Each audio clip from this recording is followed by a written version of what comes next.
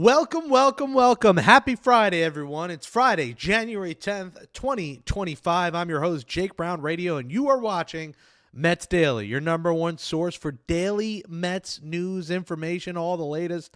Brand new program we launched this week with Fan Arch. Make sure you hit that subscribe button. Make sure you hit that share button. Make sure you hit that thumbs up and comment below. Let us know what you think of the show. Let us know your thoughts on the Mets. Next week, we will start to get the fans involved. We'll do voicemails, we'll do, videos, we'll get you all involved. The latest, we woke up Friday morning to a Jim Duquette bomb, a Jim Duquette tweet out of nowhere about the latest on Pete Alonso as we continue to wait. Will he be a Met? Will he go elsewhere? What the heck's going to happen to Pete Alonso? Well, Jim Duquette, kind of out of the blue, tweeted this. According to league sources, Pete Alonso's camp has offered the Mets a 3-year deal with opt-outs. The deal is only available to the Mets right now. No deal known to be close at the moment. And here's what all this tells you, folks. One, this is a normal tactic by Boris and the camp to put something out there in the hopes that other teams will respond and maybe react. And in this case, the hope is that they come in and offer Pete Alonso more than what this exclusive offer with the Mets is. That's essentially what this is here. They would like 5 years, 6 years, and that's just not there. The market for Pete Alonso just is not there. And I think it's time that everyone kind of realizes that the Mets want to get him on their terms, and that's probably 3 years, $90 million. But they're realizing, hey, we don't really have that much interest. Like, we may have to go to the Mets. Because why on January 10th, when we're still, over a month away from pitchers and catchers, would they randomly put this out there today, out of the blue? When all we've heard is 6 years this, 6 years that. And then on top of it, they put that out, but then there's no deal close. So, they're extending this, oh, thank you so much for this exclusive offer you're letting the Mets give him, which is ideal, I think, for both sides.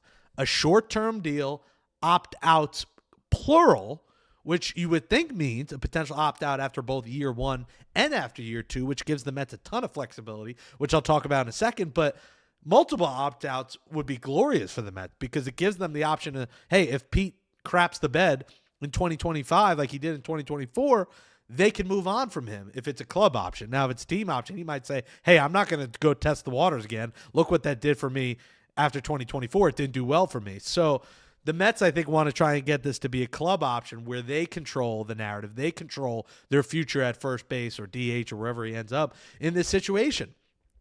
So I think it would be ideal for the Mets. But, again, this wouldn't be put out of the blue on a Friday. It's Jim Duquette, which I think Jim Duquette's a pretty reliable source. I've interviewed Duquette. I've met him many times. Former Mets GM, good guy. I wouldn't think he'd make this up. And then, of course, Martino saying nothing close. Who knows what to believe at this point, but we have to go with what's being put out there. And what's being put out there is that this offer randomly on January 10th is exclusive to the Mets. Now, if you think there's a ton of interest around the league for Pete Alonso right now, I got a bridge to sell you. There's not. There very much just the interest is not there. No team really wants him for the long term. So their hope is that them saying, hey, we got something for the Mets, but our number's open. A deal not being close at the moment means their number's open. They're listening. If anyone else wants to come in here, here's your chance. But I don't think anyone is, which is why I think we all believe, and the analysts believe, the report insiders believe, I believe, you believe, that Pete probably ends up back with the Mets. And I think this is perfect if there's opt-outs. Now, if he's 3 years, $120 million, I think that's insane. Listen, if this is 3 years, 90, which we don't know because there's no number out there, which means it's probably more than that is what they're asking for, he still becomes the highest AAV first baseman in baseball. And he's not the best first baseman in baseball. So if I'm him, I take this deal and run. And what I do is go ball out in 2025 and show the Mets, hey, I'm worth it. Because this is on Pete here. Pete had a chance to be a Met for the rest of his life. I don't want to hear, oh, look, see, Pete wants to be here forever. No. There's been greed shown here by Pete and Scott Boras. They've been trying to get max dollars. So for people who think, oh, look, see, he does want to be a Met forever. Look, he's offering them this exclusive deal to take. I mean, you believe anything if that's the case. That's not the case here. He wants to get the almighty dollar. It's not about coming back to the Mets. I do think he realizes coming back to the Mets is the best for him, his legacy and everything. But I feel in some ways he does feel disrespected. Look at the money you gave Soto. Hey, I'm a lifetime Met. I should be getting a massive deal. Well, you didn't go out and prove it. That homer in Milwaukee was incredible. It was a glorious moment. But it was one homer in a long season where you were not good. And he had a shot to be a Met forever. 7 years, $158 million, that reported offer, before he ended up going to a new agent, Scott Boras.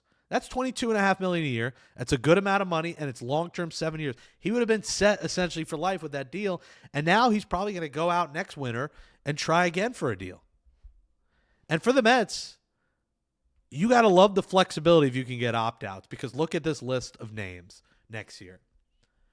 If you don't salivate at the thought of maybe going after Vladimir Guerrero Jr., who they seem to be closer to the number with the Blue Jays, but still a bit off, it's probably going to start with a 400. It's probably going to be like 10 years, $400 million. But here's the allure of Vladimir Guerrero Jr. He's 26 years old. He's in his prime. Pete didn't get to the big leagues until he was around 25. So we haven't seen Pete's major league years and Vladimir Guerrero Jr.'s major league years. So there's a chance that Vladdy gets even better.